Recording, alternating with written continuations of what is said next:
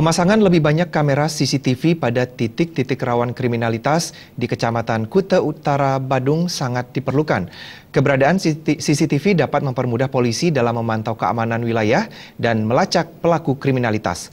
Hal ini diungkapkan Kapolsek Kuta Utara Kompol Iwayan Arte Aryawan di Badung.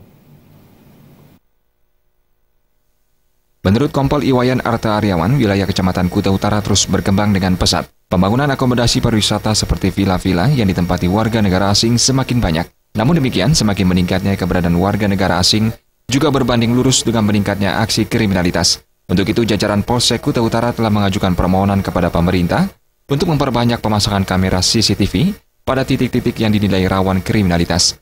CCTV mempermudah pemantauan keamanan wilayah dan melacak pelaku kejahatan, seperti diantaranya jambret yang kerap menyasar warga negara asing.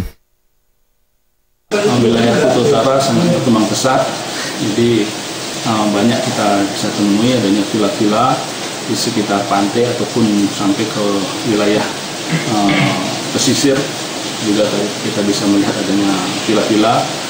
Maka dari itu berdasarkan juga dari perintah pimpinan, instruksi dari pimpinan untuk kita selanjutnya akan mendata villa-villa tersebut.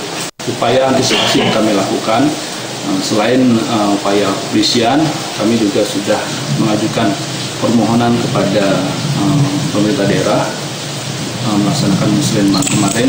Kami mengusulkan agar adanya pengadaan CCTV di setiap lokasi rawan kriminalitas. Jajaran Polsek Kuta Utara tetap siaga 1 dalam mengantisipasi isu teroris atau paham radikal. Langkah yang diambil Polsek Kuta adalah meningkatkan pendataan penduduk pendatang dan pengerahan personil dengan jumlah yang memadai. Rais Wantara, Bali TV.